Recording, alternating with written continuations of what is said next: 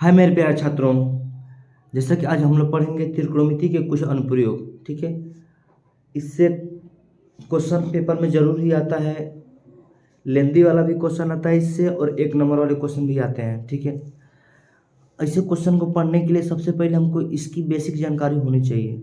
ठीक है, तो आइए इसकी बेसिक जानकारी पहले ले लेते हैं। जैसा कि हमने यहाँ पे एक त्रिभुज बनाया है। ठीक है, इसमें आपको दिख रहा होगा जो नीचे लाइन होती है क्षैतिज रेखा, इसको कहते हैं। जब हम नीचे से ऊपर की तरफ देखेंगे, नीचे हम खड़े हैं, ऊपर कोई पक्षी उड़ रही है, जहाज उड़ रही है, तो उसको हम देखेंगे तो उन्नयन कोण बनेगा। जब नीचे से ऊपर देखेंगे तो उन्नयन कोण बनेगा, यानी कि यहाँ पे बनेगा। ठीक है, और जब हम ऊपर से नीचे की तरफ देखेंगे, मान लेते हैं हम छत पे खड़े हैं, छत पर से नीचे देख रहे हैं, ठीक है, तो क्या बनेगा? अवनयन कोण बनेगा। ठीक है, अब आगे देख लेते हैं। और इसमें हमें लंब और आधार के बारे में पता होना चाहिए। लंब ये है, आधार ये है, जिससे कि टेन थीटा बराबर होता है क्या? लंब बटा में आधार। टेन 30 डिग्री का मान हमें पता होना चाहिए। टेन 30 का मान होता है क्या? होता है 1/3,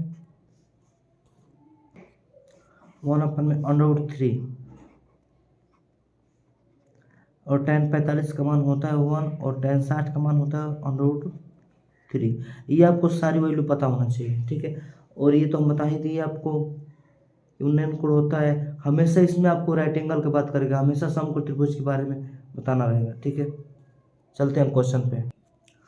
क्वेश्चन में दिया है, यदि किसी पेड़ की छाया उसकी ऊंचाई से √3 गुनी है तो सूर्य के उन्नयन कोण का मान बताइए। ठीक है, सूर्य का उन्नयन कोण बताइए, यानी उन्नयन कोण बोला यानी कि नीचे से हमें देखना पड़ेगा। ठीक है, तो नीचे से सूर्य का उन्नयन कोण हमें नहीं पता है, तो मान लेते हैं क्या है? थीटा है। ठीक है, अब लगाते हैं। तो क्वेश्चन में दिया है कि पेड़ की छाया उसकी ऊंचाई से √3 गुनी है। ठीक है, तो सबसे पहले हमें मानना पड़ेगा कि पेड़ की ऊंचाई क्या है। माना पेड़ की ऊंचाई x। ठीक है, हमने पेड़ की ऊंचाई को क्या मान लिया है? x मान लिया। तो पेड़ की छाया, तो क्या छाया की ऊंचाई क्या हो जाएगी? छाया की लंबाई क्या हो जाएगी? तो लिखेंगे, तो उसकी छाया, जो छाया है उसके ऊंचाई की √3 गुनी है। ठीक है, तो छाया हो जाएगा √3x।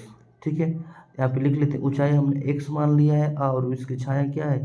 ये पेड़ है। ठीक है, तो पेड़ की ये ऊंचाई है और ये छाया है, तो छाया क्या हो जाएगा? √3x। ठीक है, तो इसे देखेंगे, इसमें हम कि ये लंब है और ये आधार है। ठीक है, हमें थीटा का मान पता करना है, तो लिखेंगे यहाँ पे लंब और आधार किस में होता है? टेन में होता है, तो लिखेंगे टेन थीटा इक्वल लंब अपान में आधार। ठीक है, लिख लिए। हम देखेंगे दोनों तरफ ऊपर और नीचे सेम सेम एक्स एक्स है। ठीक है, तो एक्स एक्स क्या हो जाएगा? कट जाएगा, तो हो जाएगा हमारा कि टेन थीटा इक्वल 1/√3। ठीक है, 1/√3। तो यहाँ पे लिखेंगे हम टेन थीटा इक्वल,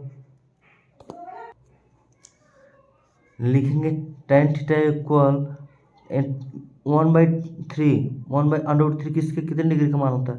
तो हमें याद होगा कि टेन 30 का मान होता है 1/√3। ठीक है, तब टेन टेन दोनों तरफ बराबर है। ठीक है, तो थीटा का मान क्या हो जाएगा? थीटा इक्वल क्या हो जाएगा? 30 डिग्री। ठीक है, 30 डिग्री, यानी कि इसका आंसर क्या हो जाएगा हमारा? इसका आंसर हो जाएगा हमारा 30 डिग्री। ठीक है, आशा करते हैं समझ में आया होगा। Thank you. अब हम लोग क्वेश्चन नंबर 2 देख लेते हैं। इसमें दिया है एक मीनार की ऊंचाई 20 मीटर है, जमीन पर बनने वाले उसकी छाया की लंबाई 20 करनी में 3 मीटर है, तो सूर्य का उन्नयन कोण होगा। ठीक है, यानी कहने का मतलब ये जैसे पहला वाला क्वेश्चन था वैसे सेम ए भी है। इसमें दिया है, जैसे हम फिगर आपको बना के दिखाते हैं इसका डायग्राम।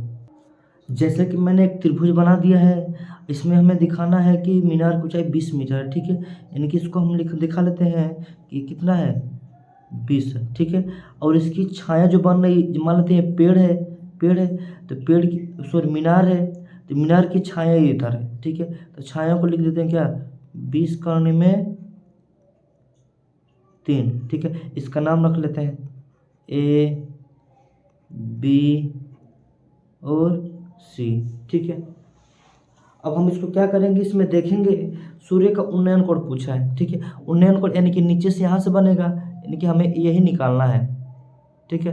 तो इसमें हम मानना पड़ेगा, माना सूर्य का उन्नयन कोण थीटा है, ठीक है। लिखते हैं, यही से हल करते हैं।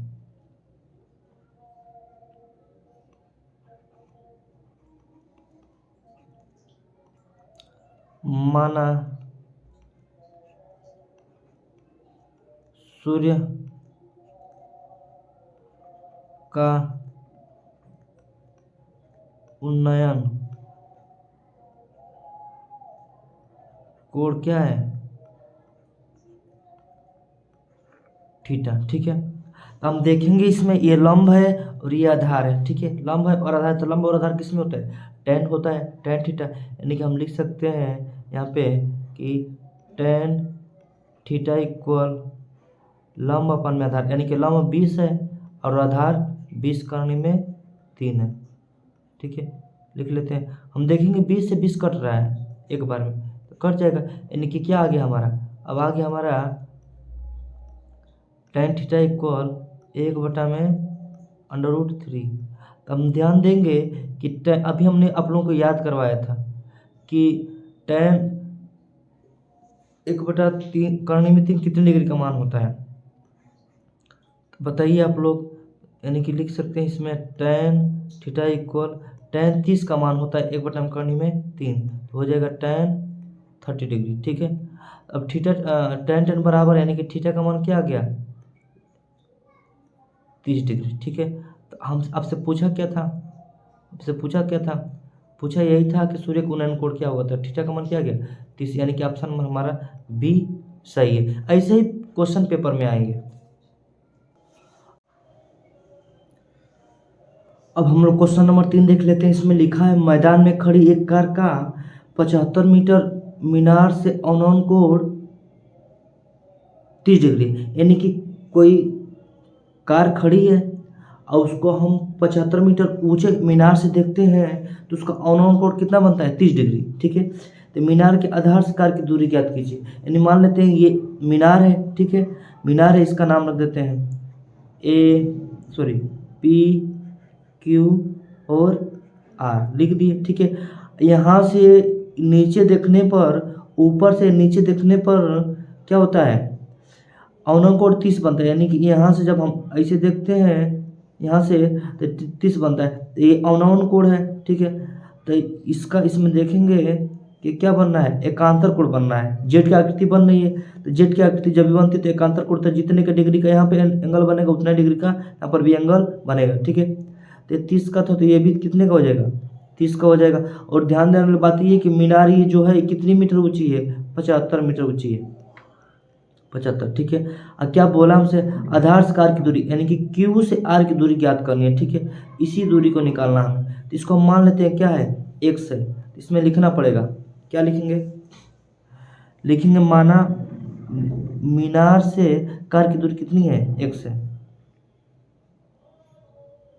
लिखते हैं माना मीनार से कार की दूरी क्या है, एक्स है, ठीक है। या मीनार से कार की दूरी या मीनार के आधार से कार की दूरी एक्स मान लेंगे, ठीक है। अब आगे चलते हैं, हम देखेंगे कि इसमें ये लंब है, ये आधार है, ठीक है, और ये 30 डिग्री दिया है, तो लंब और आधार किस में होता है, टेन में होता है। तो लिख लेते हैं यहाँ पे टेन थीटा इक्वल लंब अपन में आधार, यानी कि एक्स, ठीक है।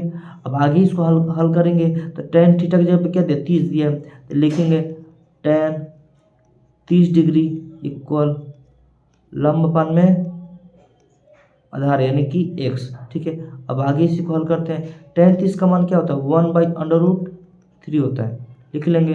और ये क्या है, 75 बटा में एक्स है, एक्स लिख लेंगे। इसका क्रॉस मल्टीप्लाई कर दें, एक्स से 1 में गुणा होगा तो एक्स हो जाएगा, और 75 से √3 में गुणा होगा तो क्या होगा, 75 कौड़ी में 3, ठीक है। यही क्या है हमारा आंसर है, यानी कि इसका आंसर कौन सा सही था, ए वाला ऑप्शन करेक्ट है। आशा करते हैं समझ में आया होगा। अब हम लोग क्वेश्चन नंबर 4 देख लेते हैं। इसमें लिखा है यदि मीनार की ऊंचाई उसकी छाया की लंबाई के समान है तो सूर्य का उन्नयन कोण होगा, यानी कि उसकी जो ऊंचाई उसकी छाया के समान है। ठीक है, ये सभी जितने भी हम क्वेश्चन आप लोगों को करा रहे हैं, ठीक है, ये सारे क्वेश्चन कभी नहीं तो कभी पेपर में आए हुए हैं। ठीक है, आसान भी है। शुरू करते हैं। इसमें मीनार की ऊंचाई उसकी छाया के समान है तो हमको दोनों को मानना पड़ेगा, कुछ नहीं तो कुछ। यहाँ पे लिखते हैं, इसका नाम रख लेते हैं ए बी और क्या सी। ठीक है, तो मीनार की ऊंचाई यानी कि यहाँ पे लिख लेते हैं, हम हल करते हैं इसको। माना मीनार की ऊंचाई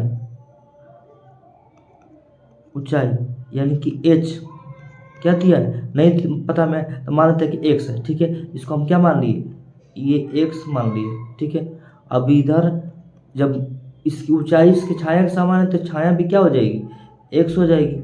ठीक है, अब इसको लगाते हैं। ठीक है, तो इसमें देखेंगे कि ये दोनों सेम सेम है, लंब और आधार है, तो हम क्या लगाएंगे, त्रिकोणमितीय अनुपात क्या लगाएंगे, टेन लगाएंगे। तो टेन थीटा बराबर क्या होता है, लिखेंगे टेन थीटा इक्वल क्या हो जाएगा, लंब बटा में आधार। ठीक है, यानी कि एक्स अपान में एक्स, तो यहाँ पे लिखेंगे tan theta equal x x cut जाएगा एक बार में, तो टेन थीटा इक्वल क्या आ गया 1। तो यहाँ पे लिखेंगे टेन थीटा इक्वल कितने टेन कितने का मान 1 होता है, तो टेन 45 का मान 1 होता है। ठीक है, तो अब टेन टेन बराबर है तो थीटा इक्वल क्या हो गया 45 डिग्री। ठीक है, एकदम आसान क्वेश्चन है, ये पेपर में सारे क्वेश्चन आए हुए हैं। ठीक है, अब इसको देखकर कंफ्यूज नहीं होना है। अब हम लोग क्वेश्चन नंबर 5 देख लेते हैं। इसमें लिखा है एक मीनार की ऊंचाई 50 मीटर है। ठीक है, यानी कि जो मीनार है इसकी ऊंचाई क्या दे दिया है, 50 दे दिया है। ठीक है, और सूर्य का उन्नयन कोण 45, यानी कि नीचे से यहाँ से क्या दिया है 45 डिग्री दे दिया है। ठीक है, तो मीनार की छाया की लंबाई, यानी कि ये छाया की लंबाई पता करना है ये। ठीक है, ये पता करना है। इसका नाम रख लेते हैं पहले, ये ए बी सी रख लिए। ठीक है, अब मीनार की छाया की लंबाई नहीं पता है तो इसमें हमें मानना पड़ेगा कि माना मीनार की छाया क्या है, छाया की लंबाई क्या है, कुछ भी मान लेते हैं, एक्स मान लेते हैं। ठीक है, तो यहाँ पे क्या लिख देंगे एक्स। ठीक है, फिर से अब देखेंगे लंब और ये आधार है तो क्या हो जाएगा टेन टेन थीटा यानी कि थीटा की जगह पे क्या है 45 लिख सकते हैं। लंब क्या है 50 है और आधार क्या है एक्स है, लिख दिए। तो टेन 45 का मान क्या होता है 1 होता है, तो लिख देंगे 50 बटा में एक्स। जब एक्स इधर गुणा हो जाएगा तो एक्स इक्वल क्या हो जाएगा 50, यानी कि मीनार की छाया भी क्या हो जाएगी, मीनार की छाया भी क्या हो जाएगी 50। ठीक है, सिंपल सिंपल क्वेश्चन है, सारे क्वेश्चन एक पेपर में आए हुए हैं। अब हम लोग क्वेश्चन नंबर 6 देख लेते हैं। इसमें लिखा है यदि 12 मीटर ऊंचे पुल से एक नाव का अवनवन कोण 60 है तो नाव के आधार से कितनी दूरी पर नाव पुल के आधार से कितनी दूरी पर स्थित है। ठीक है, लगाते हैं, यानी कि ये यहाँ पे पुल है, ये नाव यहाँ पे नाव है। ठीक है, यहाँ पे नाव है, तो ये पुल है तो पुल की ऊंचाई कितनी है 12 मीटर है। ठीक है, तो यही पूछा है इसका क्यू से आर के बीच की दूरी क्या है। ठीक है, यहाँ पर हमें ये दिया है कि अवनवन कोण 60 यानी कि अवनवन कोण 60 है, तो यहाँ पे यानी कि 60 डिग्री बन रहा है ये, तो यहाँ पे भी 60 बनेगा क्योंकि एकांतर कोण से जब जेट की आकृति बनती है तो एकांतर कोण बनता है। ठीक है, अब हमें इसके बीच की दूरी निकालनी है, तो यहाँ पे x मान लेते हैं हम, कि यहाँ पे लिखते हैं माना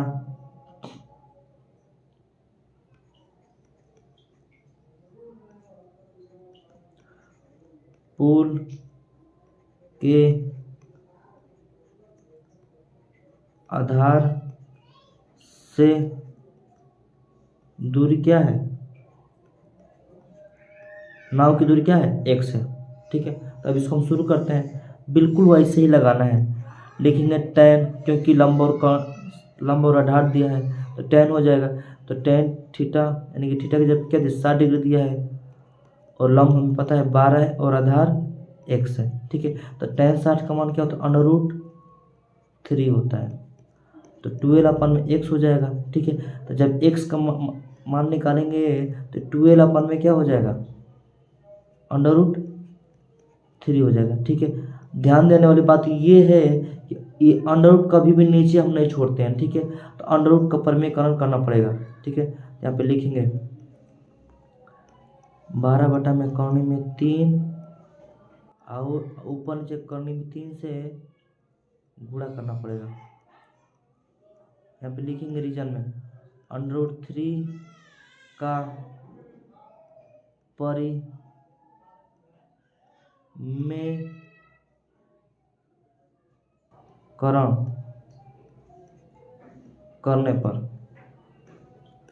करने पर। ठीक है, अब ये हो क्या जाएगा, इसको हम आगे लिखना चाहें तो लिख सकते हैं क्या, x इक्वल 12 करनी में 3 अपन √3 से 3 में गुणा हुआ तो 3 हो जाएगा। ठीक है, अब 3 की पहाड़ा में 12 कई बार में आता है, 4 बार में आता है। ठीक है, 4 बार में, तो अब x का मान हमारा क्या हो जाएगा, 4 करनी में 3। ठीक है, अच्छा क्वेश्चन था, आशा करते हैं समझ में आया होगा। अब हम लोग क्वेश्चन नंबर 7 देख लेते हैं। इसमें दिया है 6 मीटर लंबाई वाले एक ऊर्ध्वाधर स्तंभ की भूमि पर छाया 4 मीटर बनती है, यानी कि उसकी लंबाई 6 मीटर है तो उसकी छाया कितनी मीटर बनती है, 4 मीटर की बनती है। जबकि उसी समय पर सेम टाइम पे मीनार की छाया की लंबाई 28 मीटर बनती है, तो मीनार की ऊंचाई क्या होगी। यानी कि इसमें 2 मीनार है। ठीक है, एक मीनार है 6 मीटर की, उसकी छाया 4 मीटर बन रही है, जबकि एक और मीनार है उसकी छाया तो 28 मीटर बन रही है, लेकिन उसकी लंबाई हमें नहीं पता है। ठीक है, यानी कि 2 मीनार है। सबसे पहले हम 2 मीनार बना के दिखाते हैं आपको। आप देख पा रहे होंगे कि 2 मीनार हमने बना दिए। एक छोटा सा मीनार बना है ABC और दूसरे का नाम रखा है PQR। ठीक है, ये मीनार है, ये इसकी छाया है, ये मीनार है और ये इसकी छाया है। इसमें हमसे पहले वाले में बोला है कि यदि 6 मीटर इसकी क्या है, ऊंचाई है। ठीक है, तो इसका छाया कितना बनता है, 4 बनता है। ठीक है, लेकिन अगले वाले में बोला है कि इसकी लंबाई तो हमें नहीं पता है, इसकी ऊंचाई ये नहीं पता है। ठीक है, लेकिन इसकी छाया पता है, छाया की लंबाई क्या है, 28 है। ठीक है, हम इसमें ध्यान देंगे कि दोनों के लिए सूर्य एक ही, सूर्य से छाया आ रही है। ठीक है, सूर्य का प्रकाश लग रहा है तो इसमें छाया पड़ेगी, तो सेम टाइम पे दोनों पड़ रहा है। ठीक है, यानी कि इसका और इसका जो रेशियो होगा वही रेशियो इसका और इसका होना चाहिए। ठीक है, तो हम इसको लिखते हैं, यानी कि इसको हम ए भी लिख सकते हैं कि ए बी अपन में PQ का जो रेशियो होगा वही रेशियो होना चाहिए BC अपन में QR यही होना चाहिए। ठीक है, क्योंकि दोनों त्रिभुज क्या है, सर्वांगसम होने चाहिए। तो AB का मान क्या था, 6 था। AB अपन में इसका H है, ठीक है, नहीं पता है, और यहाँ पे BC का 4 है और इसका 28 है। ठीक है, अब इसी को हल करना है, तो 4 की पहाड़ में 4 कम 4, 4 7 28। अब इसे क्रॉस मल्टीप्लाई कर देंगे तो 7 6 क्या हो जाएगा, 42। H यानी कि H बराबर क्या हो जाएगा, क्रॉस मल्टीप्लाई करेंगे तो H का मान हो जाएगा 7 गुणे 6, यानी कि H का मान क्या आ गया, 42 आ गया। ठीक है, आशा करते हैं आपको समझ में आया होगा। यदि कोई भी क्वेश्चन आपको दिक्कत होती है तो पुनः एक बार उसको देख सकते हैं, अगर फिर भी नहीं समझ में आए तो कमेंट में आप करेंगे। Thank you.